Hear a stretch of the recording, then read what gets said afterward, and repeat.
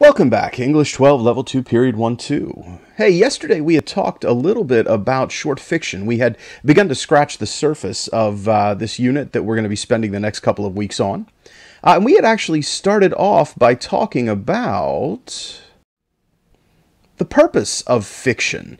We had talked about the fact that fiction has kind of three different purposes. You know, we had mentioned that fiction is needed for entertainment purposes. Certainly we like some fiction. We immerse ourselves in fiction because it's fun. We had talked about the fact that we need fiction in order to progress as a human race, that fiction allows us to dream, and those dreams, again, become a reality at some point in time, or can become a reality.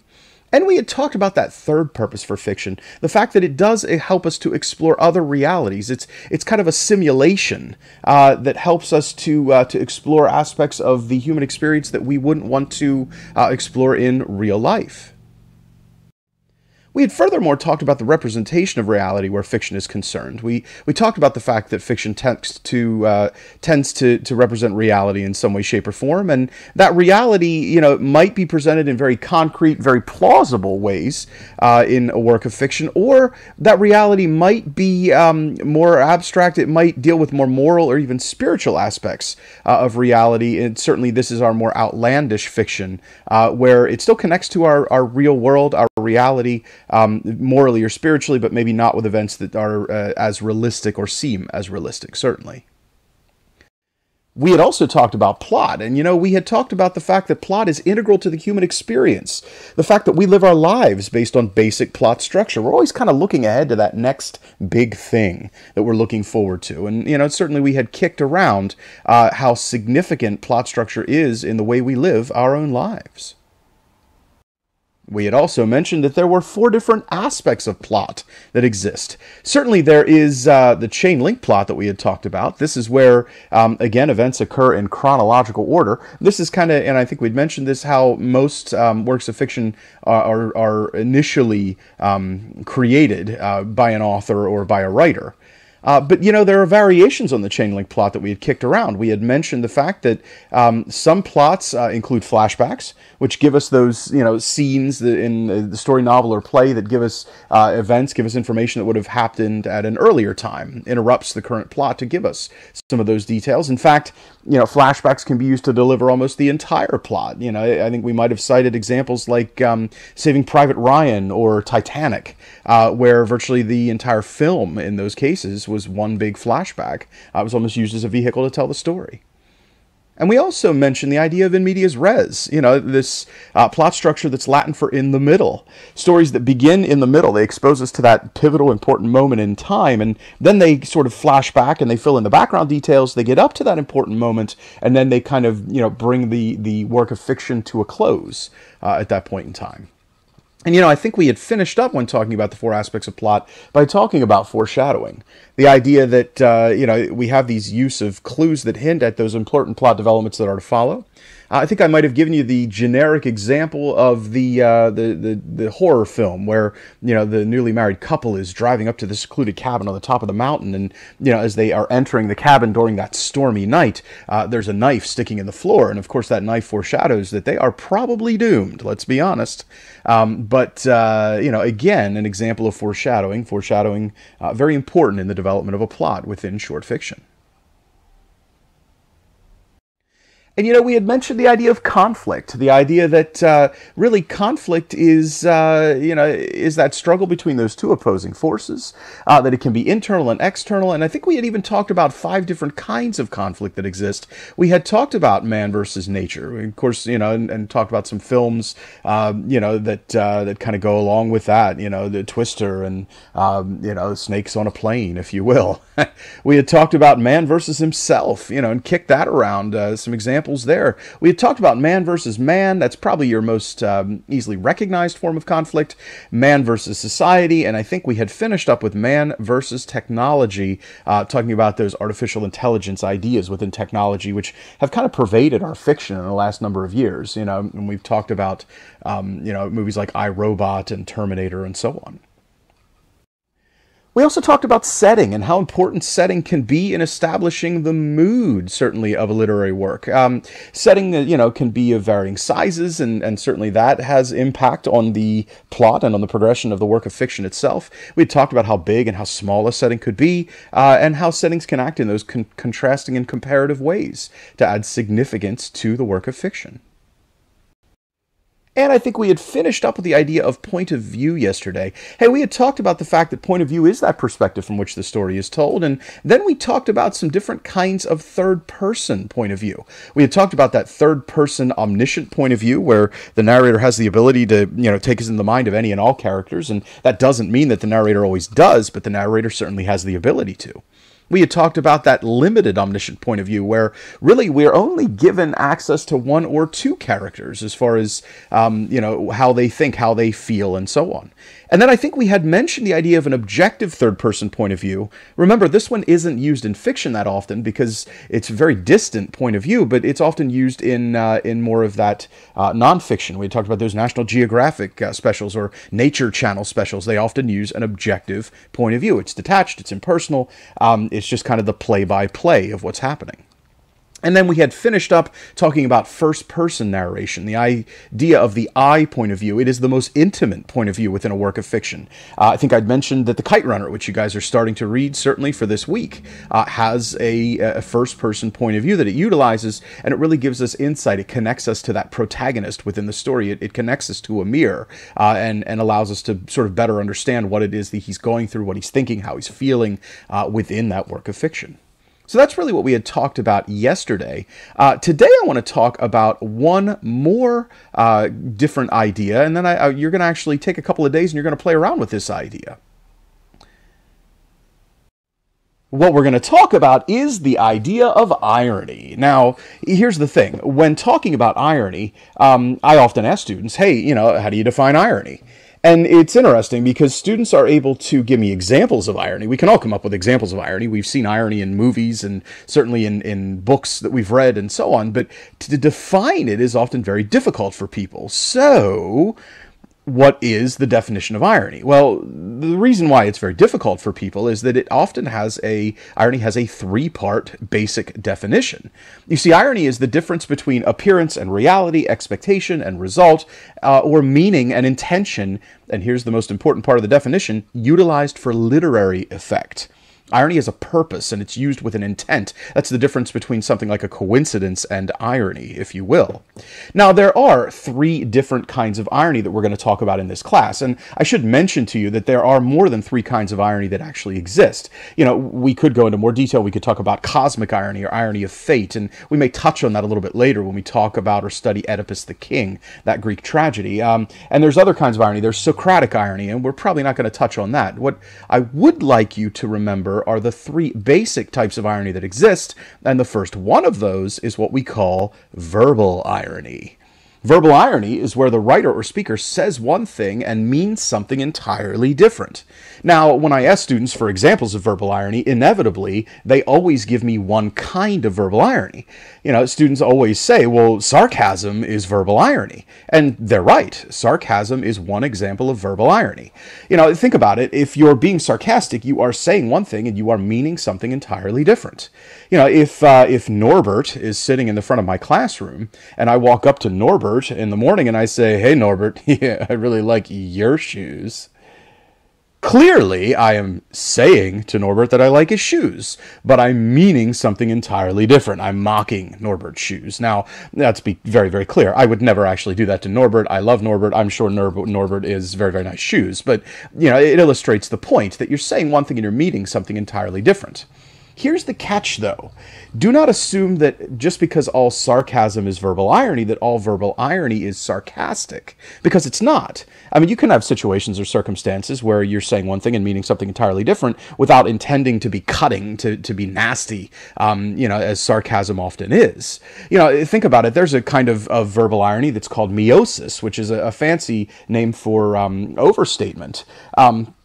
Give you an example of that. I don't know if any of you have ever known someone who has owned a tiny dog. I'm talking very tiny, like a pug or a teacup chihuahua. And some of these people, they name their dogs using verbal irony, because they'll take the teacup chihuahua and they'll name the teacup chihuahua Titan or Killer, or they'll take the pug and they'll name the pug Zeus. If you think about it, they're using those names not to imply that they think their god is a Greek, god. Their dog is a Greek god, excuse me. And not to, imply that their dog is a titan or their dog is capable of killing someone. They're using those names ironically because they're implying the exact opposite of the name that they've given the dog. And, you may have seen the opposite as well. You may have known somebody who owns a Rottweiler and names the Rottweiler Princess, even though the Rottweiler is wearing a collar with spikes on it and could tear your arm off without a sweat. I mean, again, verbal irony is being employed there. So that's the first kind of irony that exists. And, I want to kick around the remaining two. The second kind is dramatic irony. This is where the reader audience perceives something the character does not know. Now, if you think about it, this kind of irony is slightly different than any other kind of irony that we'll talk about here today, because dramatic irony is often referred to as an irony of superiority. Verbal irony and the other kind of irony we're going to talk about don't fall under that category. So why do we refer to dramatic irony as the irony of superiority? Well, let's kick that around. Give you the example. Often dramatic irony is employed in horror films. So you have a young woman who is running through the woods. She's being chased by a supernatural creature in a hockey mask carrying a machete, and she's running through the woods. She loses her shoes, and inevitably her clothes get all torn up, and she's scantily clad to begin with. So that's it makes it even worse. And then she manages to make it to an abandoned old house in the middle of the woods, and we all know that by some supernatural means, the killer has managed to not only make it to the house before her, but he has entered the house and he seemingly knows where she's going to go, and he is standing at the bottom of the steps right around the corner in the basement. And ironically, that is exactly the location that she flees to, thinking she'll be safe. And, you are staring at the screen as she's running down the steps, into the arms of the killer without knowing it, and you are screaming, "Don't go down there!" But, she, of course, doesn't hear you, doesn't listen to you. She runs to the bottom of the steps. She hits the last step, turns the corner. There is the, hockey mask wearing, machete wielding killer, and, and she's dead, and he moves on to the next victim within the film. The reality is that you thought that was going to happen. You thought she was going to be killed at the bottom of the steps where the hockey mask wearing killer is waiting for her. But the question is then, why did you keep watching? Or if this is in a novel, why did you keep reading? Well, you kept watching or you kept reading because you wanted to see if what you thought was going to happen actually did. Again, what you thought was going to happen actually did. And when what you think is going to happen actually does, it gives you a tremendous feeling of satisfaction. Let's be honest, it makes you feel smart. It makes you feel intelligent. It makes you feel like you know what it is that you're thinking, what you're doing. You feel like you have a grip on things, and that's a very satisfying feeling. That's why we like to experience dramatic irony. So that's the second kind of irony that exists. The third kind of irony that I wanted to bring up today is this idea of situational irony, or irony of situation. This is where the writer shows a discrepancy between the expected result of some action or situation and its actual result. Now, this is a little different than, either of the other kinds of irony, because if you think about it, it sort of it misleads you because you think something's going to happen. Like dramatic irony, but the reality is that doesn't happen. Something entirely different, happens. When that different thing happens, that's sort of, it's enthralling, it's intriguing to you, again, because you were wrong, and now you want to keep watching because you want to know why you were wrong, and you want to know, you're trying to gain a grip on what you think is going to happen because of the twist, if you will, that's taken place in this movie or in this novel, this piece of fiction. I often tell students there is one guy that's in the movie industry, he's been in the movie industry for a number of years now, who who I think paid attention in English class one day out of his entire high school career. It's the day that his English teacher obviously was teaching situational irony or irony of situation. And this guy's name, in case you don't remember or don't know, is M. Night Shyamalan. M. Night Shyamalan gave us wonderful movies like Signs, has that great twist at the end. I won't spoil it for you, but he gave us movies like The Sixth Sense. Again, great twist, great use of situational irony. I think he gave us the movie The Village, which again, when you get about 3/4 of the way through that film, suddenly your entire view of what's happening changes completely because of the employment of irony of situation.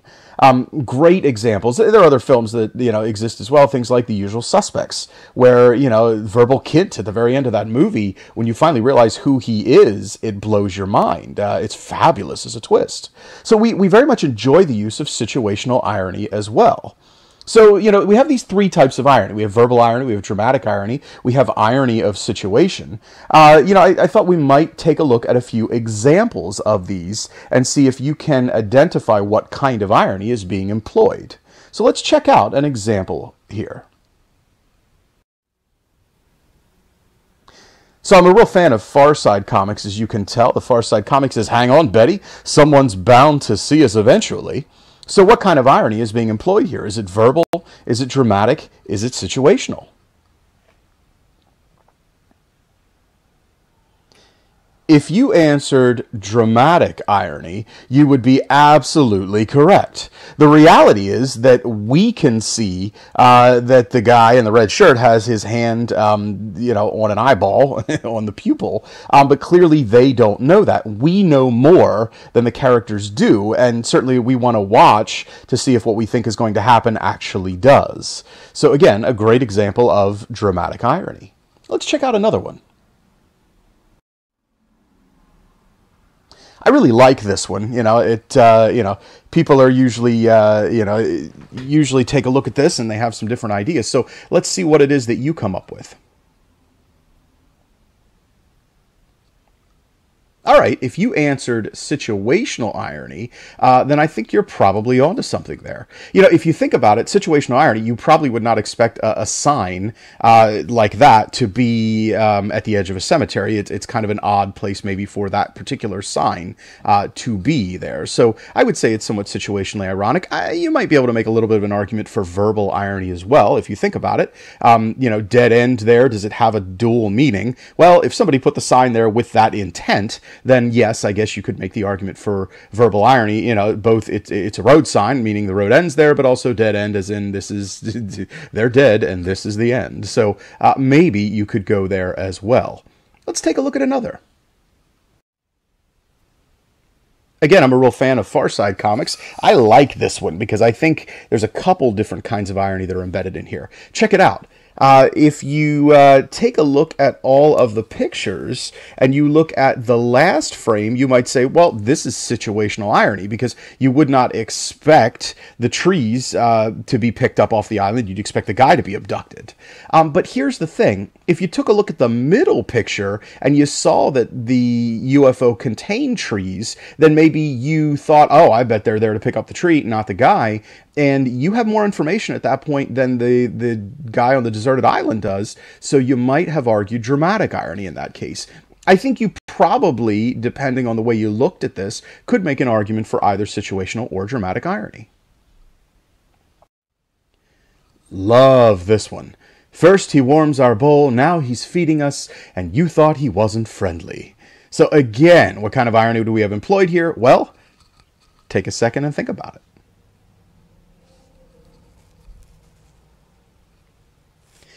If you said situational irony, then I think you're probably correct. Clearly, ladies and gentlemen, not situational irony, excuse me, dramatic irony, then you are correct. Clearly, we know more than the fish do at this point in time. Obviously, the cat is preparing to eat the fish. The fish do not know that's the case. We know that's the case. And certainly we would want to keep watching to see if what we think is going to happen does actually happen. So again, dramatic irony there, not situational. What about one more? Love this one. This is a speed limit sign that, probably could put on some roads around here. That said, if you think about it, obviously that 30-mile-an-hour speed limit, unless, of course, Mr. Important is running late, is a great example of verbal irony there, because it's being rather sarcastic, obviously. So the use of sarcasm, again, as an example of verbal irony.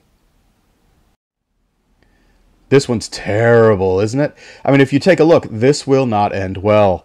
Clearly, we can see that he's entering into the room. The other two individuals under the plaid cover do not know that's coming, and that will not end well. If you said this was the great use of dramatic irony, you would be correct. And finally, we have the last one here. Congratulations, you broke the code. If you press the button, press the elevator button 3 times after it's already been pressed, it goes into hurry mode. Really? Now, again, if you're taking a look at this, probably a great example of, I would say, verbal irony, probably sarcasm there. And again, good use of irony within this particular cartoon. So that gives us kind of a rundown of irony.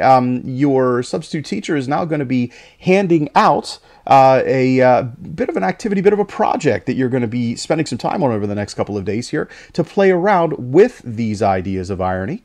Thank you once again for paying attention and checking out this slide presentation, and we'll see you in just a couple of days. Oh, thank you. Thank you. You're too kind. Thank you. Thank you.